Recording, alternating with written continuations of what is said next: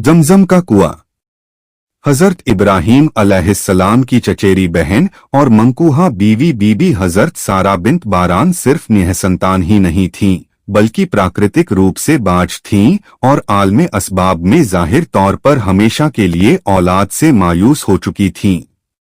और अगरचे आखिरी उम्र में हजरत इसहाक अलैहिस्सलाम उन्हीं के पेट से पैदा हुए, मगर यह विलादत एक मोजिज़े के तौर पर उस मायूसी के एक लंबे ज़माने के बाद हुई थी, जो बीबी सारा अलैहिस्सलाम को अपनी उम्र ढलने के वक्त से पैदा हो चुकी थी। और इसी हालत से हमारा यह सच्चा किस्सा भी शुरू होता है। उस ज़माने में हजरत इब्राहीम अलैहिस्सलाम का वतन शहर बाबिल दारुस्सल्तनत था और हाकिम वक्त अल्लाह का नाफरमान बंदा नमरूद बिन कूश या उसका पोता नमरूद बिन कन्हान था।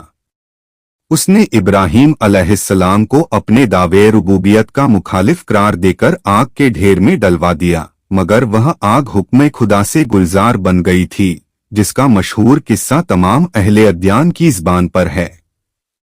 जब नमरूद सैदना इब्राहीम अलैहिस्सलाम को अपना मुतीय बनाने से बिल्कुल मायूस हो गया और उसे यह अंदेशा हुआ कि इब्राहीम अलैहिस्सलाम का आम तौर पर तौहीद का ऐलान दूसरी रियाया के ख्यालात पर भी असर डालेगा, तो उसने इब्राहीम अलैहिस्सलाम को अलेखाना समेत जिलावतन हो जाने का हुक्म दे दिया। इधर सैदना इब्राहीम अलैहिस्सलाम ने अपने बाप आज़र बुत्तराश को निहायत नरम और मुहज़्ज़ब अल्फाज में तौहीद की तरफ बुलाया, और जब उसका जवाब भी सख्त इन अल्फाज में मिला कि ए इब्राहीम, क्या तू मेरे माबूदों से परहेज और नफरत करता है? सुन रख, अगर बाज न आया तो तुझे संसार कर दूंगा और यहाँ से चला जा। तब सैदना इब्राहीम अलैहिस्सलाम को अपने दीन-ए हक की हिफाजत और ऐसा मकाम तलाश करने की जरूरत हुई जहां अमन-ओ-मान के साथ अपने यकता परवरदिगार की इबादत कर सकें। चुनाचे आप अपनी बीवी बीबी हजरत सारा और अपने भतीजे हजरत लूत अलैहिस्सलाम के साथ, जो आप पर ईमान ला चुके थे, निहायत खुशी के साथ अल्लाह के भरोसे पर फौरन खड़े हो गए और अलावा खाविंद की जरूरत से ज्यादा इताअत और फरमाबरदारी के बीबी सारा अलैहिस्सलाम हजरत इब्राहीम अलैहिस्सलाम की चचेरी बहन और हजरत लूत अलैहिस्सलाम की हकीकी बहन थीं और निहायत ही हसीन और खूबसूरत थीं। वे इस दारुल कुफ्र से हिजरत कर गए। पहले मकाम हरान में कुछ क़ियाम हुआ और उसके बाद मिस्र पहुँचे। उस वक्त का हाकिम फिरौन मिस्र यानी सान बिन अलवान खूबसूरत औरतों का गिरोयदा और निहायत फासिक, फाजिर, जानी और शहवत परस्त खबीस था। जब उसने बीबी सारा के हुस्न का शहरा सुना तो उसकी तबीयत में जोश पैदा हुआ और उसने इब्राहीम अलैहिस्सलाम से कहलवा भेजा कि अगर जिंदगी चाहते हो तो सारा को बनासवार कर फौरन हमारे हुजूर में हाजिर करो। इब्राहीम अलैहिस्सलाम को बहुत तशवीश हुई, लेकिन हाकिम और महकूम का मुकाबला क्या करते। दरवेश बजान दर रवीश के मुताबिक सारा को फिरौन मिस्र की जानिब रवाना कर दिया और बारगाह इल्म यज़ल में दस्तब दुआ हुई कि बारे लाहा, गरीब बंदों की इज़्ज़त व आबरू तेरे ही हाथ है। बीबी सारा फिरौन के पास पहुंची और बदकार जालिम बादशाह ने पाकदामन खातून की जानिब हाथ बढ़ाना चाहा कि यकायक उसका हाथ शल हो गया और तमाम बदन बेहिस हो गया, गोया किसी सख्त पकड़ने वाले ने उसके हाथ पांव जकड़ दिए हों। फिरौन अपनी यह हालत देखकर घबरा गया और बीबी सारा से बेज़ोइंकिसार के साथ इल्तिजा की कि अल्लाह के वास्ते मुझ पर रहम करो और दुआ करो कि मैं इस पंजाइज़्ब से निजात पा जाऊं। बीबी सारा ने दुआ की और फिरौन के हाथ खुल गए, लेकिन उसके सर पर तो शैतान सवार था। तबीयत में एक जोश था जिसने अक्ल होश पर पर्दा डाल रखा था। पहली बेजाए हरकत की सजा से मुतनबह होना चाहिए था, मगर फिर वही हालत तारी हो गई जो पहली मर्तबा हुई थी और फिर दस्तदराजी की गई थी। किस्सा मुख्तसर, 3 मर्तबा यही वाक़या पेश आया और फिरौन मिस्र ने बीबी सारा को यह हैरतंगेज लौंडी हाजिरा नाम उन्हें देकर रुखसत किया और यह बैंसी करामत देखकर अपनी एक खास खुशी के साथ अपने घर वापस आ गए। बीबी सारा को चूंकि औलाद होने की तवक्को न रही थी, इसलिए उन्होंने वापस आकर अपनी ममलुका अपने प्यारे शौहर हजरत इब्राहीम अलैहिस्सलाम को हिबा कर दी, जो दरहकीकत किप्तियुन नस्ल थीं। और थोड़े ही दिनों बाद हाजिरा के बत्न से इब्राहीम अलैहिस्सलाम के बड़े साहबजादे हजरत इस्माइल अलैहिस्सलाम पैदा हुए। मनकूल है कि उस वक्त सैयदना इब्राहीम अलैहिस्सलाम की उम्र 100 बरस की थी। इब्राहीम अलैहिस्सलाम को अपने इकलौते बेटे इस्माइल अलैहिस्सलाम से न सिर्फ इस वजह से ज्यादा मोहब्बत थी कि यह लख्त जिगर बीबी सारा की जानिब से मायूसी के बाद पैदा हुआ था, बल्कि इस वजह से भी कि इस होनहार बच्चे की मलाहतामेज आँखों, खुदादाद हुस्न और कुदरती नूर पेशानी से जलवागर हो रहा। यह प्यारा बेटा भी अपने ज़माने में खिलते पैगंबरी से सुसज्जित होगा। इस्माइल अलैहिस्सलाम ने अपने पैदा होने के बाद बाप की तवज्जो अपनी ही जानिब ज्यादा मायल नहीं की कि यह बात बीबी हाजिरा को हजरत इब्राहीम अलैहिस्सलाम की खास मोहब्बत और खुसूसी इनायत का मौका बना गई, जो हकीकत में हजरत सारा की अता की हुई लौंडी थीं और जाहिर में यही बीबी सारा के मलाल का सबब हुआ। यह सवाल कि हजरत सारा जैसी वलिया और मकबूले खुदा के बेकीना सीने में रश्क का मादा क्यों पैदा हुआ, ऐसा सवाल है कि जिसके जवाब में यह कहना सलीका बख्श हो सकता है कि जिन्हें अंबिया अलैहिमुस्सलाम की रुतबत हासिल हो, उनमें औलियाए किराम को भी ये ख्यालात बशरियत की वजह से आ सकते हैं। और यह जाहिर है कि बीबी हाजिरा की जानिब से जो कुछ भी कशमकश हजरत सारा को हुई, वह महज तकाज़ाए शरीयत था, जो आम तौर पर एक औरत को अपनी सौतन से होता ही है, और इसमें करीब बशरी कुव्वत आजिज है।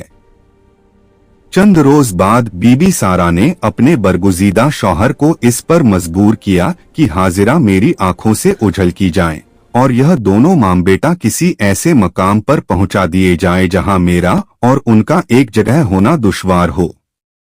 हजरत खलीलुल्लाह ने हुक्म बारी ताला का इंतजार किया, और आखिर लमज़ली बारगाह से यही फरमान सादिर हुआ कि सारा की रजाजोई मुनासिब है, क्योंकि इस अलहदगी के सिलसिले में हमें इस्माइल की नस्ल से एक मशहूर मुल्क आबाद करना है, और ऐसे अजूबा अमाल लोगों को दिखाने मंजूर हैं जिनका मुक़द्दस वजूद क़यामत तक कायम रहेगा।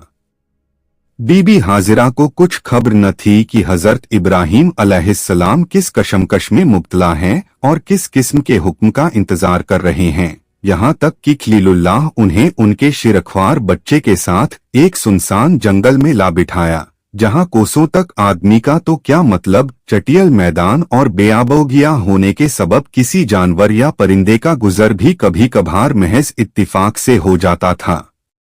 वह वीरान मैदान वही मकाम है जहां आज खानाए काबा ज़ादहुल्लाहु शरफन व ताजीमन मौजूद है, और तमाम रुए ज़मीन की फरमाबरदार मखलूक का मरक्स और मबद बनकर कायम है, जिसकी मौजूदा रौनक ने उस पिछली वहशतनाक हालत को करीब बिल्कुल नजर से ओझल कर दिया है। यह लंबा चौड़ा जंगल, जिसमें बीबी हाजिरा अपने होनहार बच्चे को छाती से लगाए उतरी थीं, ऐसा भयावह और खौफनाक मंजर था कि उसमें तन्हा रहना बड़े दिलजिगर का काम था। कोसों दूर आदमी की आवाज का, हजरत सारा अलैहिस्सलाम की रजा है और तुमको लाजिम है कि हजरत हाजिरा और हजरत इस्माइल अलैहिस्सलाम को इस वीरान मैदान में जल्द पहुंचा दिया। यह लंबा चौड़ा जंगल, जिसमें बीबी हाजिरा अपने होनहार बच्चे को छाती से लगाए उतरी थीं, ऐसा भयावह और खौफनाक मंजर था कि उसमें तन्हा रहना बड़े दिलजिगर का काम था। कोसों दूर आदमी की आवाज का, हजरत सारा अलैहिस्सलाम की रजा है और तुमको लाजिम है कि हजरत हाजिरा और हजरत इस्माइल अलैहिस्सलाम को इस वीरान मैदान में जल्द पहुंचा दिया जाए। मीलों तक न सुनाई देने वाली कोई आवाज, कहीं हरी घास या साया देने वाले दरख्त का न दिखाई देना, और किसी तरफ पानी या चश्मे की सरसराहट का एहसास न होना, यह सब उस वहशत को और भी बढ़ा देता था जो इस तन्हाई में यहाँ रहने वाले को पेश आई थी। इब्राहीम अलैहिस्सलाम ने अपने दिल को संभाला और निहायत सब्र व इस्तिकलाल के साथ माँ और बच्चे को रेत पर बिठाकर रुखसती नजर डाली।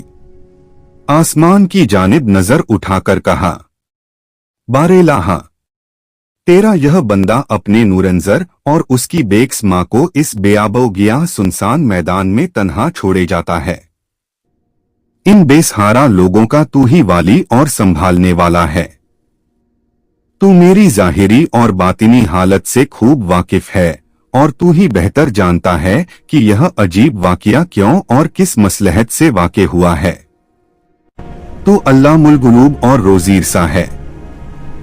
इन कमजोर बंदों की हिमायत, इन काबिल-रहम ज़ीफ जिस्मों की परवरिश और इन परेशान सूरतों की हिफाजत तेरे जिम्मे है। तू ही इनका कफील है और तू ही इनका कारसाज है। यह कहकर इब्राहीम अलैहिस्सलाम ने एक थैली जिसमें थोड़े से छुआरे थे और पानी का एक छोटा सा मशकीज़ा बीबी हाजिरा अलैहिस्सलाम के पास रख दिया और वापस होने के इरादे से मुंह फेर लिया। बीबी हाजिरा को अब तक खबर न थी कि यह क्या मामला है।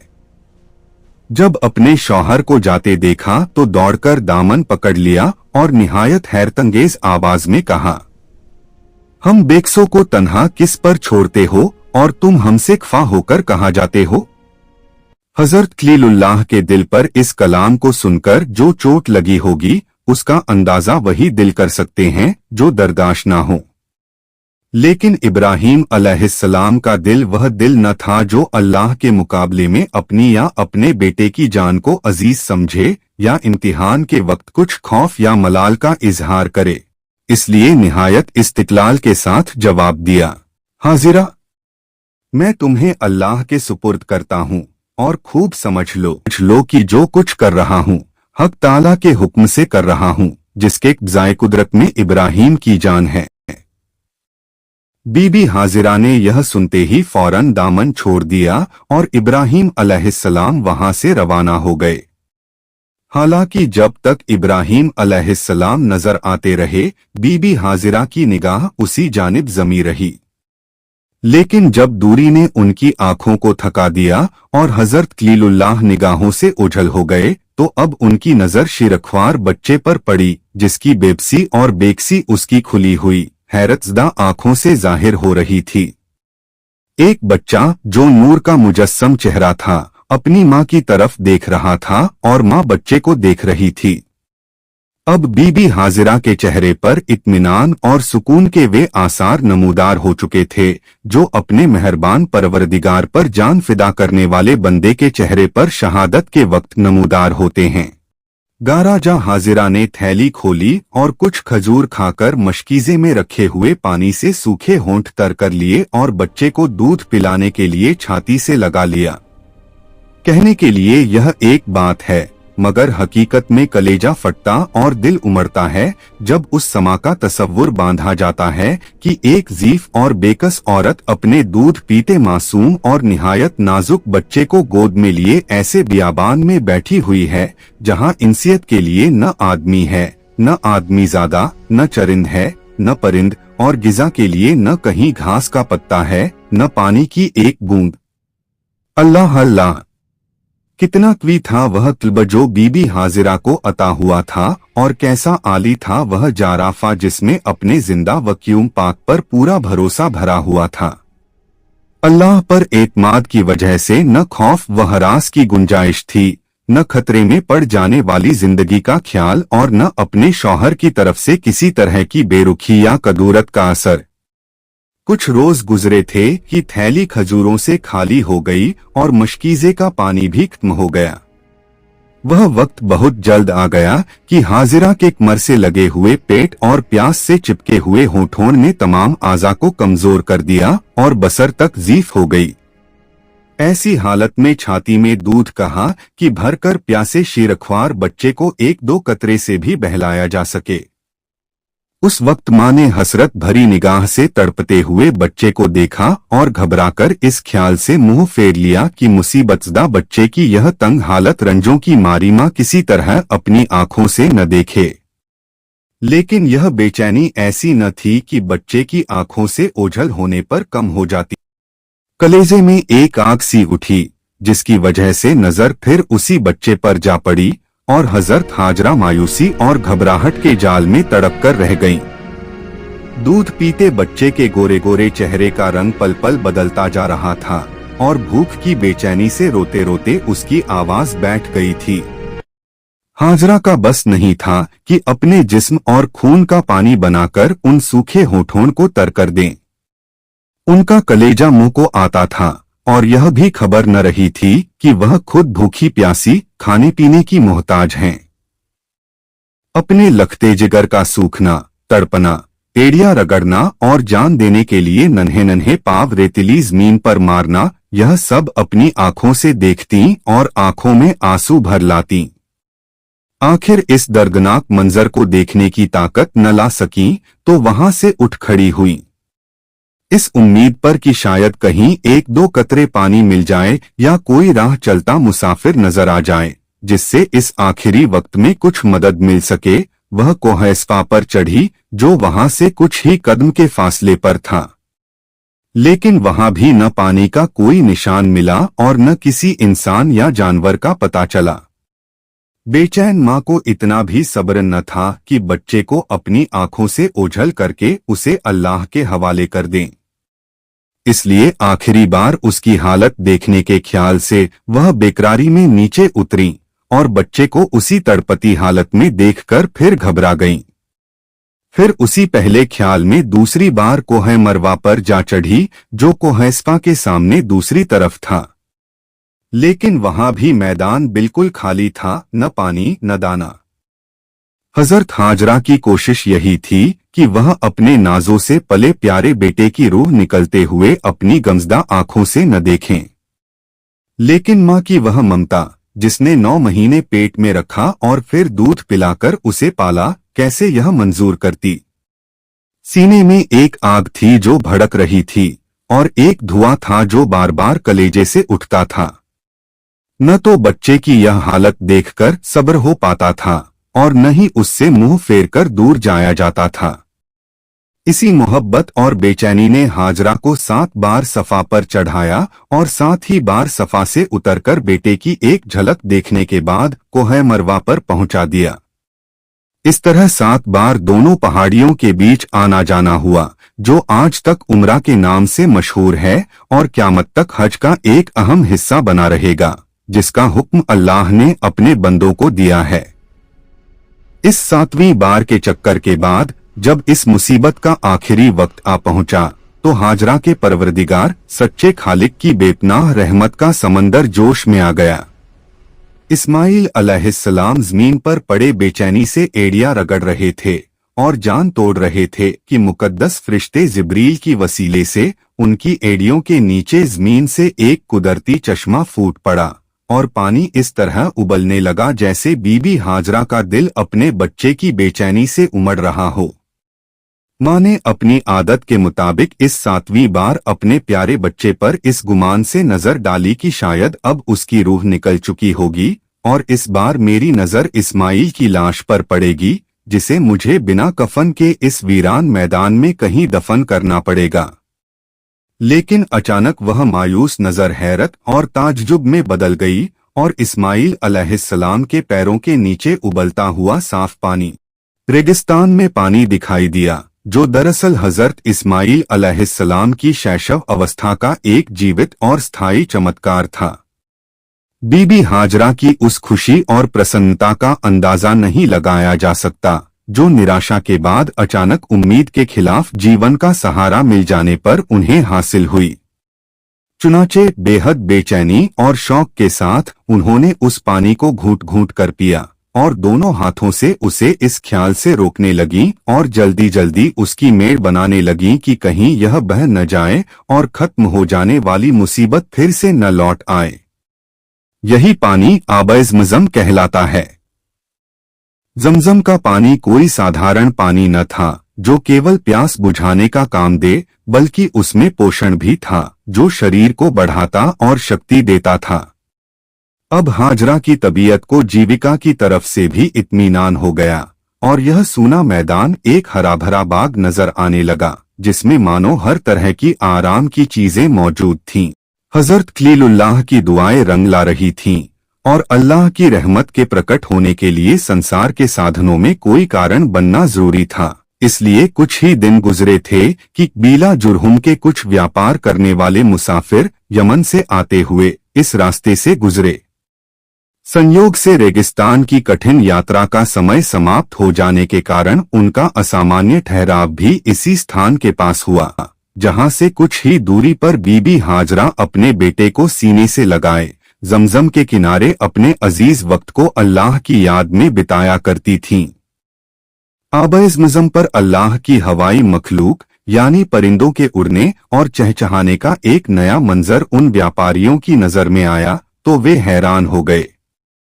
एक ने दूसरे से कहा कि हम व्यापारी लोग यमन से शाम और शाम से यमन आते जाते अक्सर इसी रास्ते से गुजरते हैं, लेकिन इस वीरान मैदान में कभी पानी का कोई निशान नहीं देखा, फिर ये परिंदे क्यों उड़ते दिखाई दे रहे हैं? देखो क्या मामला है। चुनाचे एक व्यक्ति इसकी जांच में रेगिस्तान की गर्म रेत और पथरीली जमीन के सख्त पत्थरों को पार करता हुआ उस जगह पहुंचा जहां परिंदे उड़ रहे थे। वहां उसने एक नए फूटे हुए चश्मे के किनारे एक खूबसूरत औरत को, जो मानो नूर का पुतला हो और गोद में गुलाब जैसे नाजुक बच्चे को लिए हुए बैठे देखा तो वह हैरान रह गया। वापस आकर जब उस व्यक्ति ने अपने साथियों को यह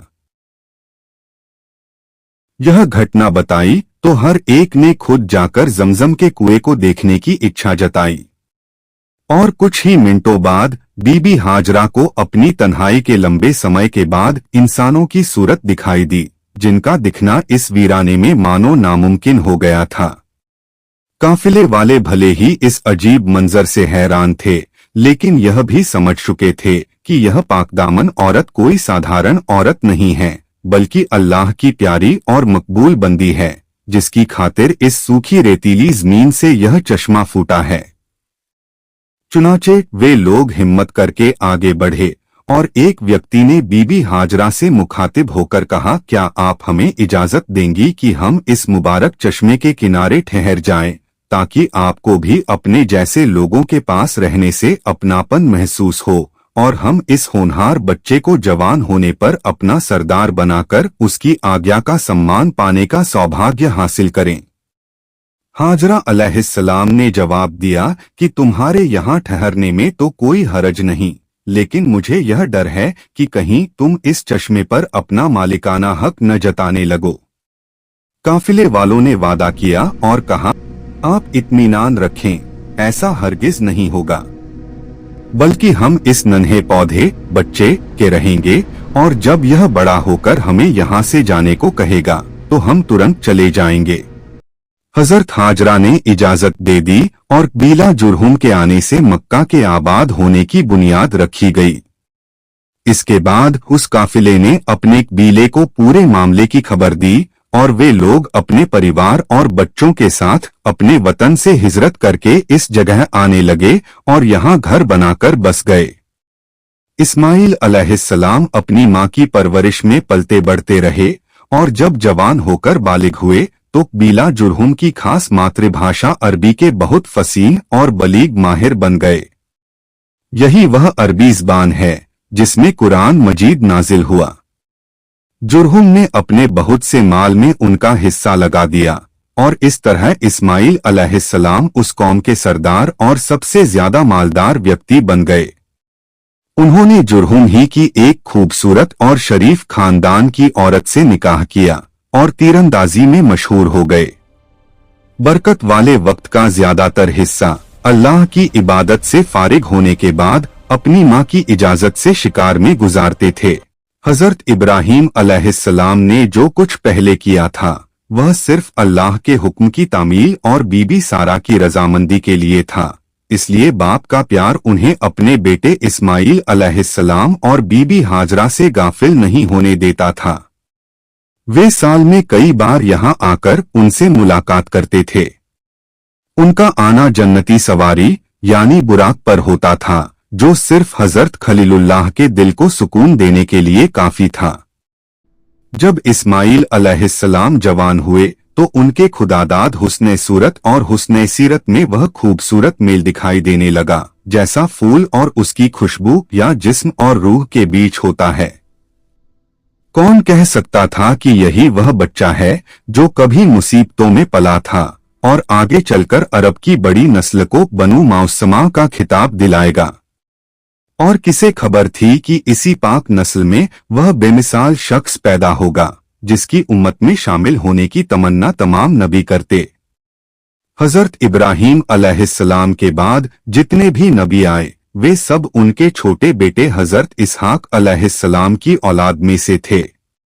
हजरत इस्माइल अलैहिस्सलाम की औलाद में नबूवत का ताज सिर्फ हजरत मोहम्मद सल्लल्लाहु अलैहि वसल्लम को मिला, शायद इसलिए कि एक पाक सीटी में एक ही अनमोल मोती समा सकता है और उस बेमिसाल हस्ती के बराबर तमाम नबियों का समूह भी नहीं हो।